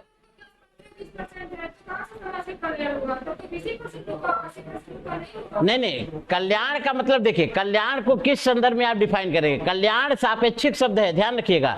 वेलफेयर आपका अधिकार और समाज में कर्तव्य और स्थान देखकर किया जाता है। कल्याण का मतलब ये नहीं होता है कि केवल सब कोई हाथ पे हाथ रख के बैठे रहें, वेलफेयर ही करते रहें, तब तो कोई संस्था चल ही नहीं सकती है। लेकिन यदि मैं अपने रिस्पॉन्सिबिलिटी को परफॉर्म किया है तो मेरा राइट है कि उसके बदले हमें वो चीज मिले। कोई मुँह दिखाई नहीं मांग रहे हैं पेंशन, पूरे जीवन के क्रीम टाइम को हम दिए हैं। नहीं, जब तक हम काम किए तब तक मिला, अच्छी बात, लेकिन उसके बाद भी देखिए ऐसा है, उसके ये तो पूर्णतः यूटिलिटेरियन थियरी आ जाए। तब कल्याणकारी जो शब्द है, संवैधानिक प्रस्तावना में देखेंगे, लोक कल्याणकारी जो शब्द है वह संविधान के प्रियम्बल का वह पॉइंट कैसे चलता, समाजवादी, पंथ निरपेक्ष, लोक कल्याणकारी, समानता, स्वतंत्रता, न्याय, जस्टिस कहाँ हुआ, बंधुत्व की दावण, वो प्रियम्बल ही इतना बड़ी चीज है, उसमें सारी चीजें इंक्लूड है। तो हम वेलफेयर गवर्नमेंट भी हैं, हम फ्री में रेवड़ी नहीं बांटेंगे, जो रेवड़ी शब्द आया है ना, तो केजरीवाल भी बोला कि अपने दोस्तों को रेवड़ी बांट रहे हैं, तो हम तो जनता को ही दे रहे हैं, है ना। कई कॉम्प्लेक्स चीजें हैं। तो देखिए, पेंशन योजना इसलिए अपना महत्व रखती है क्योंकि जिस संस्थान में हम अपने क्रीम टाइम को दिए हैं, उसके बदले बुढ़ापा में कम से कम जीवन जीने का अधिकार है। बुढ़ापे में या अचानक कोई जोखिम हो जाता है तो क्यों बीमा कराया जाता है, क्यों उनको उसका जो है कंपनसेशन दिया जाता है, इसी उद्देश्य से दिया जाता है। कोई कंपनी के, किसी पब्लिक सेक्टर के, प्राइवेट सेक्टर के जो रूल्स बनते हैं, बहुत कुछ सोचने विचारने के बाद बनते हैं। इसलिए पेंशन योजना का आप जस्टिफिकेशन दीजिएगा, निगेशन में मत जाइएगा। परसेंटेज कम मिलेगा ठीक है, लेकिन इतना अवश्य मिलना चाहिए कि विषम परिस्थिति में वह व्यक्ति जो जीवन के अमूल्य समय को किसी संस्थान के लिए दिया है सरकारी कर्मचारी के रूप में, वह अपने सामान्य जीवन को बुढ़ापे में जी सके। ये वेलफेयर योजना के तहत आता है ना। तो अब इससे बहुत बड़ा इकोनॉमिकल घाटा, ऐसा नहीं कि आजीवन वो लेंगे, 70 साल, 75 साल, 60 साल तो नौकरी किए तब आप दिए, उसके बाद ज्यादा से ज्यादा 20 साल और आप देंगे। और कितना देंगे, एक चौथाई, एक तिहाई, 6वां अंश दीजिए, है ना। लेकिन ऐसा नहीं है, पहले से सरकार दे रही थी, कम से कम 30,000 तक का पेंशन पाते थे टीचर लोग, तो फिर अगर उससे कम दिया जाए तो उसका भी विरोध करेंगे। और जो युवा पीढ़ी है उनको भी तो सर सर्विस मिलनी चाहिए। आज उनकी सैलरी उतनी नहीं है जितना उनका पेंशन मिलता है। नहीं सर, वो एक कांस्टेबल की सैलरी 24,000 है, लेकिन एक रिटायर्ड टीचर की जो है 37,000। जो ये देखिए, ये जो नीति नियंता हैं, ठीक है, जो नीति नियंता हैं, जो प्लानिंग बनाते हैं, जो उस चीज का कॉन्स्टिट्यूशन बनाए हैं उस सब सर्विस का, वो उनके ऊपर डिपेंड है ना। उनको उस चीज में रिफॉर्म करना चाहिए। ऐसा नहीं कि कोई गलती हो गई तो उस गलती को हम भुगते। अगर गलती हमारे दादा किए थे तो उसकी सजा हमें नहीं मिलनी चाहिए, है ना। तो ये सर्वांगीण व्यापक दृष्टि से आप देखेंगे तो आपको महसूस होगा कि नहीं, पेंशन योजना का परसेंटेज भले कम हो जाए, लेकिन पेंशन योजना कुछ ऐसा होना चाहिए कि थोड़ा गवर्नमेंट सहयोग करे और आपके सैलरी से काटा जाए। ऐसी स्कीम, यही इसी की डिमांड लोग कर रहे हैं। जो लोग ये कहेंगे फुल दिया जाए, तो डिमांड करने के लिए बहुत कुछ लोग मानते हैं। क्या डिमांड पूरी होती है ना। डिमांड 100% मांगेंगे तब 10% पूरी होगी, और वो भी उनको लगेगा कि नहीं हमारी गवर्नमेंट गिर जाएगी या तो अगली बार जो है हम जीत के नहीं आ पाएंगे। क्यों? क्योंकि भाई उनको शासन सत्ता चलाना है। तो गवर्नमेंट तो चाहेगी हमें कम से कम। आप कल की आपको बात बता दें, कल की डेट में हम भाई को छोड़ने गए थे प्राइमरी, हमारे भाई शाहजहाँपुर में आए थे। तो ये बरेली पैसेंजर करके एक जाती है जो उस साइड में जाती है। तो करीब 12 बजे हम यहाँ जो संगम स्टेशन है वहाँ पे छोड़ने गए, तो जितने कर्मचारी थे, 2 लोग तो सो रहे थे 12 बजे एकदम सो रहे थे, नींद ले रहे थे। एक आदमी कहा गया भैया काहे लिए बैठे? बोले कि तबीयत खराब, हम नहीं कर पाएंगे। कंप्यूटर से जो टिकट मिलता है उसी में लगभग 200 लोगों की लाइन लगी थी, और कंप्यूटर महाराज भी, उनका भी CPU क्या हो गया, डाउन हो गया। कंप्यूटर सर्वर ही नहीं आ रहा था। अब बताइए, तो ये पूछा गया, समझा गया, वहाँ कर्मचारी एक था, तो काफ़ी लोग हल्ला किए, तो उनसे पूछे, हम बात करने, तब से चलने लगा, तो उनसे बतियाने लगे, चलने लगा, तो लोग अपना डाल के नंबर, पैसा डाल के अपना करने लगे ATM से। तो बताए हम कि ये समस्या क्यों है, क्यों कर्मचारी क्यों नहीं, काउंटर तो कई हैं। बोले कहें भैया इतना छटनी हो रही है कि जो कर्मचारी 5 लोग काम देखते थे, अब 2 ही लोगों को रखा गया, 3 लोगों को निकाल दिया गया है। लोग वो कहें, ये जो देख रहे हैं आप, इसमें से 4 लोगों में 3 लोग ओवर टाइम कर रहे हैं। तो जो दिन में काम किया पैसे के लिए रात में करना चाह रहा है, जब 24 घंटे थोड़ी आदमी जग पाएगा। अब आप बात सोचिए, वहां आप क्या कहेंगे? क्या जरूरत है कि नहीं? या तो अब पता चला टिकट कटा के नहीं आप चढ़े, जाना बहुत जरूरी है, सर्वर डाउन है, तो इसके लिए रिस्पॉन्सिबल कौन है? इसके लिए सिस्टम रिस्पॉन्सिबल है। तो सिस्टम को क्या पनिशमेंट मिलेगा? वहाँ पे पेंशन है, क्योंकि जो रिटायर्ड और पेंशन ले रहे हैं युवा जो है उनको मौका ही नहीं मिल। चलिए, आपका सिलेक्शन होगा, आप लिख दीजिएगा हम पेंशन नहीं लेंगे, और वैसे भी नहीं मिल रही है, तो आप इसका जस्टिफिकेशन देंगे कि पेंशन योजना भी आवश्यक है, ठीक। और उसके पीछे आप जस्टिफिकेशन देंगे कि बहुत सारे ऐसे कर्मचारियों के संदर्भ में देखा जा रहा है कि लास्ट टाइम पे उनके पेरेंट्स उनकी 1% भी सेवा नहीं करते, और 2 वक्त की रोटी और क्रोसिन के लिए भी जीवन गंवा देते हैं। देखिए, अच्छा देखिए, नॉर्मली असिस्टेंट प्रोफेसर 75,000 स्टार्टिंग होता है, एसोसिएट होने पर तो 85 1 लाख पहुंच जाता है 3 साल बाद, और जो सीनियर प्रोफेसर है उसकी 3.5 लाख है। पढ़ाते कितना घंटा है? तो 45 मिनट का 3 ये वही, यही तो गवर्नमेंट को चाहिए।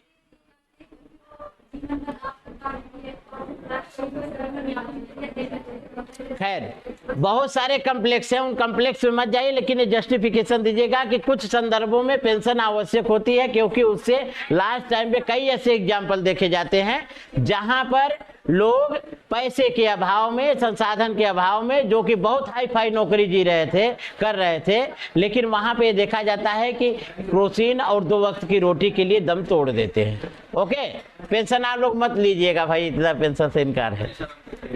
चलिए अगला देखिएगा, वंचितों एवं शारीरिक रूप से अक्षम लोगों के प्रति संवेदनशीलता, है ना। तो जो लोग वंचित हैं, वंचित मतलब उपेक्षित का तात्पर्य क्या है कि जो हाशिए पर हैं, जिनको न तो गवर्नमेंट इंटरटेन कर रही है, समझ रही है, अंडरस्टूड कर रही है, न तो लोग समझ रहे हैं, तो उन्हें वंचित कहा जाता है। जैसे शिक्षा से वंचित, रोजगार से वंचित, समाज से वंचित, एक नॉर्मल लाइफ से वंचित। तो वंचितों के प्रति और शारीरिक रूप से जो अक्षम लोग हैं अर्थात विकलांग व्यक्ति हैं, मेंटली डिटार्ड हैं, उनके प्रति हमारे मन में क्या होनी चाहिए? संवेदनशीलता होनी चाहिए। जब उनके मन में प्रति संवेदनशीलता रहेगी तो इसे अब आप कहेंगे कि वंचितों के प्रति या शारीरिक रूप से अक्षम लोगों के प्रति, आप लोग इधर भी कुछ डिस्कशन हो रहा है, नहीं डिस्कशन कर रहे हैं, अच्छी बात है। आप लोग जिसे आपस में समझते हैं इसका मतलब मुझे ऐसा लगता है कि मैं सही नहीं पढ़ा रहा हूं। तो जब हम पढ़ाएं तो इधर देखिए, जब ना पढ़ाएं तब आप लोग आपस में बात कीजिए। अब ऐसा होगा नहीं कि मैं ना पढ़ाऊं, जब जरूरी हो बात करिए, ये चीजों को समझिए। अब जैसे यही आ जाएगा प्रश्न कि वंचितों एवं शारीरिक रूप से अक्षम लोगों के प्रति संवेदनशीलता रखने से आर्थिक परिक्षेत्र में, मानव जीवन के आर्थिक परिक्षेत्र में नीति शास्त्र का सार तत्व अपने आप स्ट्रीम फॉर्म में चरितार्थ होता है। अपने पक्ष में उत्तर दीजिए, कैसे आप करेंगे कि वंचितों के प्रति अच्छी भावना रखेंगे और शारीरिक रूप से अक्षम व्यक्तियों के प्रति इकोनॉमिकल डेवलपमेंट कैसे होगा?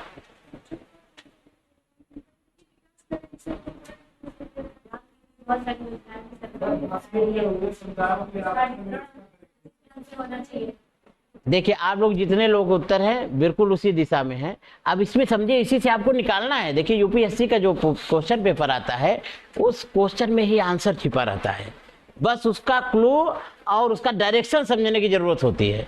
तो जब वंचितों शारीरिक रूप से अक्षम व्यक्तियों के प्रति एज ए प्रशासनिक अधिकारी आप क्या रखेंगे? सहनशीलता, संवेदनशीलता रखेंगे, कंपैशन रखेंगे, है ना, ऑनेस्टी रखेंगे, करुणा रखेंगे, प्रेम रखेंगे, दया का भाव रखेंगे, परानुभूति का भाव रखेंगे। तो इससे क्या होगा कि उनको अपने आप को डिग्निटी उनकी क्या रहेगी? स्ट्रांग रहेगी। वो इन्फियरिटी नहीं महसूस करेंगे, इन्फियरिटी कॉम्प्लेक्स का शिकार नहीं होंगे। परिणाम स्वरूप जितनी उनकी कैपेसिटी है, अगर कोई डीएम, कोई विकलांग व्यक्ति है, कोई कार्य कर रहा है, कर्मचारी है, और जाके उसको सर पे हाथ रख दिए कि बहुत अच्छा काम कर रहे हैं आप, इतने अक्षम होते हुए भी कितना अच्छा काम कर रहे हैं, दूसरे दिन पेपर, तीसरे दिन जितने विकलांग लोग हैं, है ना, उन लोगों के मन में एक कॉन्फिडेंस आएगा। वंचितों के प्रति जो हाशिए पर हैं, अगर उसको स्ट्रीम फॉर्म में देखते होंगे, पेपर में निकलता रहता है कि एक आईएएस अधिकारी थे, गरीब घर का लड़का था लेकिन सब्जी बेचते हुए भी पढ़ रहा था, तो भी उसको क्या किए, ले आकर के उसका स्कूल में नाम लिखाए, है ना, और पूरी फीस जमा करने की गारंटी लिया। तो इससे लोगों में क्या होता है, कैसे इकोनॉमिकल डेवलपमेंट होगा कि जो लोग एकदम वंचित हैं, शोषित हैं, वो भी सोचेंगे कि अच्छा करेंगे तो सोसाइटी में ऐसे लोग मिल जाएंगे जो हमारी सहायता करेंगे, और नहीं करेंगे सहायता तो भी हम पढ़ लिख के अपनी सहायता स्वयं कर सकते हैं। इसलिए वंचितों और शोषितों के प्रति जब आप संवेदनशील होते हैं, करुणा की भावना रखते हैं, दया की भावना रखते हैं, परानुभूति की भावना रखते हैं, परिणाम स्वरूप उनके पास जो कैपेसिटी है उसका अब डबल ग्रोथ होती है, जिससे वो अच्छा और अच्छा काम करते हैं और बेहतर काम करते हैं। और जो वंचित है उन्हें मुख्य धारा में आप जोड़ दिए, जो अक्षम है उनके लिए भी कोई न कोई रोजगार दीजिए। तमाम परियोजनाएं हैं एज ए डीएम के रूप में। ऐसे विकलांग लोगों के प्रति आप जो कार्य करना चाहते हैं उनको आप मुख्य धारा में जोड़ सकते हैं। उनके प्रति किसके कारण मुख्य धारा में जोड़ेंगे, चाहे तो आप करें या न करें, लेकिन यदि आपके अंदर संवेदनशीलता है, आपके अंदर कंपैशन है, सेंसिटिवपन है, संवेदनशीलतापन है, अर्थात आप संवेदनशील हैं, दूसरे की दुख दर्द को समझ रहे, परानुभूति है, इम्पैथी है, मन में सिंपैथी भी है, देने उसके बाद आप वंचितों और शोषितों के लिए अच्छा काम कर सकते हैं। एज ए प्रशासनिक अधिकारी, एज ए नागरिक भी अच्छा काम कर सकते हैं। इससे क्या होगा, इकोनॉमिकल डेवलपमेंट या इकोनॉमिक्स के क्षेत्र में, अर्थशास्त्र के क्षेत्र में जो भी वो कार्य करेंगे नैतिकता से पूर्ण रहेगा। वो देखेंगे कि हमारे लिए कितना सिंपैथी लोग दिखा रहे हैं, तो और ईमानदारी से वो काम करेंगे। इस ईमानदारी के स्थापित होते ही इकोनॉमिकल क्षेत्र में डेवलपमेंट सकारात्मक दिशा से होगा और व्यक्ति मन लगा के अपने कार्य को करेगा। क्यों? क्योंकि उसको रिवार्ड मिला है, सहयोग का रिवार्ड, नौकरी पाने का रिवार्ड, रोजगार पाने का रिवार्ड, मुख्य धारा में जोड़ने का रिवार्ड है ना, पुरस्कार पुरस्कृत किया गया है। खैर, अगला पॉइंट क्या है? हाँ, जो निवेशक होते हैं, कोई व्यक्ति इन्वेस्टमेंट किया, किसके लिए इन्वेस्टमेंट किया जाता है? फायदे के लिए।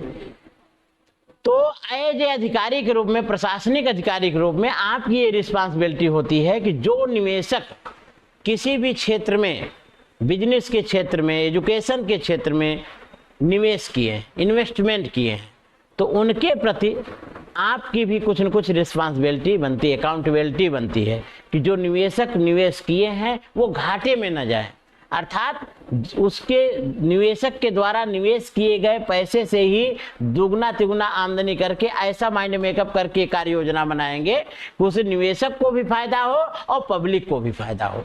जब इस तरीके से, इस भावना से ओतप्रोत होकर आप काम करेंगे एज ए अधिकारी के रूप में, जितने भी अधिकारी हैं अपने अपने सेक्टर्स में, तो अर्थशास्त्र के आकार आर्थिक जीवन के परिदृश्य में विकास स्वयमेव होगा। और विकास कैसा होगा?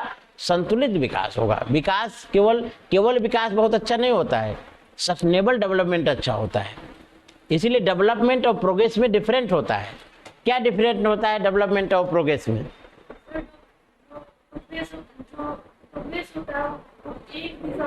नो, नहीं, प्रोग्रेस एक दिशा में, उल्टा बता रहे, बता आप सही रहे हैं। और बताइए, विकास जो होगा जरूरी नहीं विकास की जैसे कोई यहाँ है, कोई यहाँ है, कोई यहाँ है, कोई यहाँ है ना?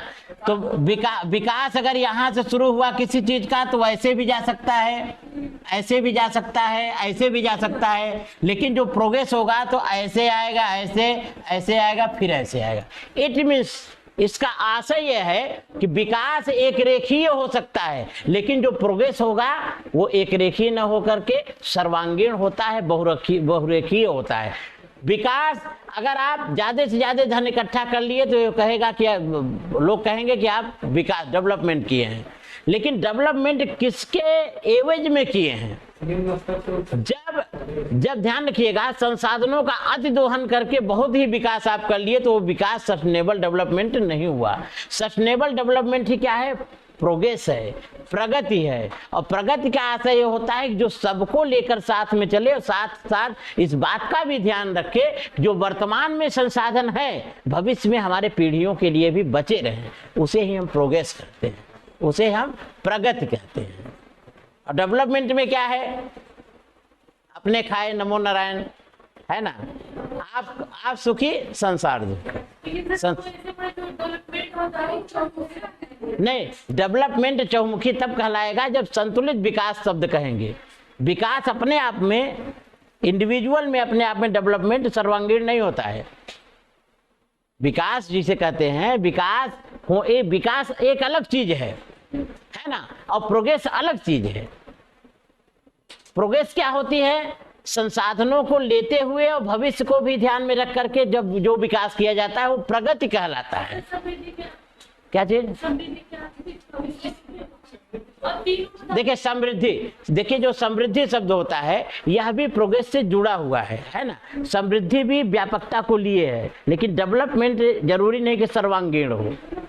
समृद्धि जो होता है वो सकारात्मक वर्ड है, इकोनॉमिक्स का वर्ड है। समृद्ध शब्द वो सकारात्मक है, लेकिन विकास शब्द केवल सकारात्मक नहीं है, ये निषेधात्मक भी हो सकता है।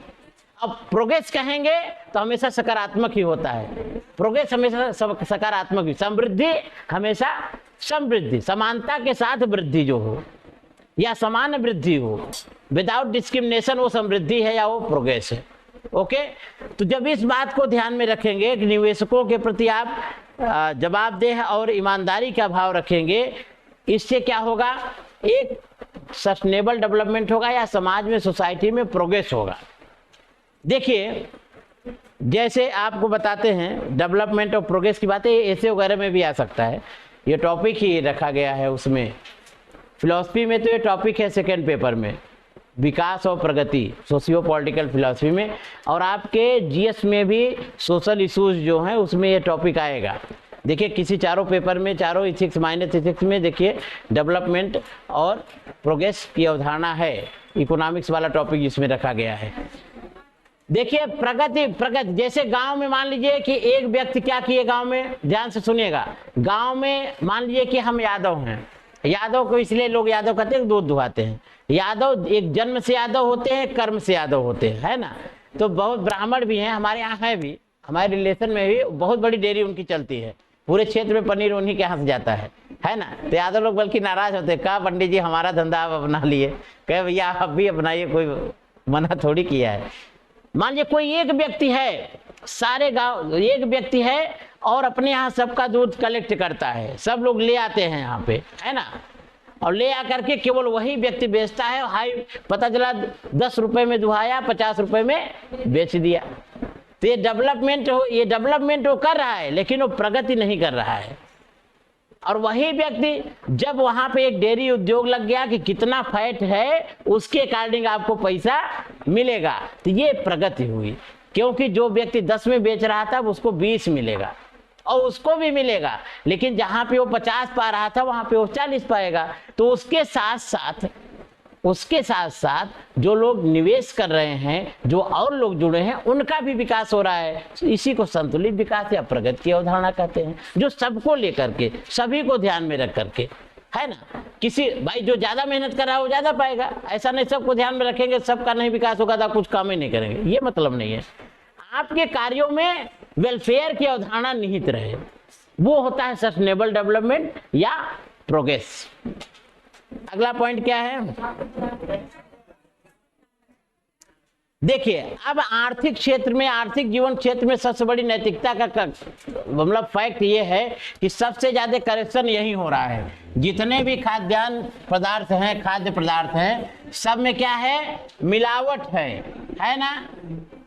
जब मिलावट युक्त आप खाद्य पदार्थ का सेवन करेंगे तो क्या होंगे, बीमार होंगे, है ना। जब बीमार होंगे तो क्या होगा, डेवलपमेंट होगा नहीं होगा, प्रोग्रेस होगा नहीं होगा, समानता, स्वतंत्रता, न्याय, बंधुत्व, इन सबको जो राजनीतिक आदर्श हैं चरितार्थ होंगे नहीं होंगे। इसलिए खाद्य पदार्थ में ये हमारी मॉरलिटी होनी चाहिए, ये ईमानदारी होनी चाहिए जितने जो प्रोडक्शन कर रहे हैं, कि खाद्य पदार्थ को मिलावट रहित रखा जाए। मिलावट रहित रखे जाने से जब व्यक्ति किसी भी खाद्यान्न को खाएगा स्वस्थ रहेगा, सारे लोग अच्छा काम करेंगे। विद्यार्थी, दूध में मिलावट नहीं रहेगी, जो लोग दूध बच्चों को देते हैं मार्केट का, तो पढ़ने लिखने में बुद्धि उसकी तेज होगी, आगे और अच्छा करेगा। जो लोग काम करते हैं, पता चला कि तेल में मिलावट हो गया, चीनी में मिलावट हो गया, आटा मिलावट हो गया, तो उनका तबीयत उनकी गड़बड़ होगी, तो क्या उससे काम अच्छा कर पाएंगे। इनडायरेक्ट रूप में हमारे इकोनॉमिक्स को बहुत प्रभावित करता है अगर खाद्यान्न पदार्थों में मिलावट आ गई। तो ये नैतिकता है जो लोग प्रोडक्शन करते हैं, है ना। और प्लस प्रशासनिक अधिकारी की नैतिकता है कि प्रोडक्शन वाले खाद्यान्न पदार्थ वाले क्षेत्र में, सेक्टर में, उसमें टाइट रखें, लगाम टाइट रखें कि कोई मिलावट कर रहा है तो उसे पनिशमेंट दिया जाए। मिलावट युक्त न होकर मिलावट से मुक्त जो है पदार्थों का वितरण होना चाहिए, या जो भी आप खरीदते हैं। जब मिलावट नहीं रहेगी खाद्यान्न पदार्थों में तो स्वास्थ्य आपका अच्छा रहेगा। स्वास्थ्य अच्छा रहेगा, स्वास्थ्य किसी एक व्यक्ति का स्वास्थ्य होता नहीं, सोसाइटी में जितने लोग हैं सबके स्वास्थ्य से रिलेटेड है। उससे कोई टीचिंग लाइन में लगा है ना, कोई कमर्शियल लाइन में लगा है, कोई यातायात के संसाधनों में लगा है, वेरियस पार्ट में सारे लोग कार्य कर रहे हैं। जब खाद्यान्न ही मिलावट रहेगा तो उस देश की या उस राज्य की जनता कभी भी अपनी आर्थिक प्रगति को आगे नहीं बढ़ा सकती है। इसलिए सबसे बड़ी मॉरलिटी ये है किसी भी प्रशासनिक अधिकारी के लिए कि आप किसी भी क्षेत्र में जाएं, है ना, शासन सत्ता का भी ये जिम्मेदारी है कि खाद्यान्न पदार्थों में मिलावट न किया जाए। अगर न करने से क्या होगा, समानता, स्वतंत्रता, न्याय, बंधुत्व की भावना बढ़ेगी। कैसे, जब एक स्वस्थ व्यक्ति रहेगा तभी इन आदर्शों को क्या करेगा, समझेगा। अस्वस्थ व्यक्ति इन आदर्शों को नहीं समझ सकता है। ठीक है, पानी नहीं पिलाए और ढक्कन रख दिए, बंद कर दिए। वैसे पानी होगा नहीं, सोनू जी से पानी यहाँ पी लेते हैं, शायद ले आए। आप लोग हैं ना तो इसलिए प्रेशर रहेगा, सर पानी मांगे दिए नहीं अकेले कहेंगे सर पानी नहीं। सोनू अच्छा लड़का है। खैर, तो खाद्यान्न पदार्थों में मिलावट को ध्यान में, पानी मिल सकता है, थोड़ा ठंडा रहे तो अच्छा है, ज्यादा ठंडा पानी नुकसान करता है। यह भी आर्थिक क्षेत्र में, टाइम हो गया है, हाँ टाइम ज्यादा हो रहा है। और अगला क्या है, एक आध और है, नहीं लास्ट है। तो इस तरीके से जितने भी उपरोक्त बिंदु हैं, यदि इन बिंदुओं को एक प्रशासनिक अधिकारी अपने प्रशासनिक कार्यों में, एक देश का नागरिक अपने कर्तव्यों में, एक राज्य का राजनेता या राजसत्ता से बिलोंग करने वाले राजनीतिक जो उत्तराधिकारी हैं अपने कार्यों के संपादन में समुचित रूप से पालन करें, तो अर्थशास्त्र के क्षेत्र में, मानव जीवन के आर्थिक परिदृश्य में नीति शास्त्र के सार तत्व अपने स्ट्रीम फॉर्म में आएंगे और समाज का एक संतुलित विकास होगा या प्रगति की अवधारणा से युक्त विकास होगा। कोई इसमें दिक्कत अगर इस क्षेत्र में आए, इन सारी चीजों को मिला के एक बार दोहरा के लिख देंगे, अच्छा हो जाएगा। तो आज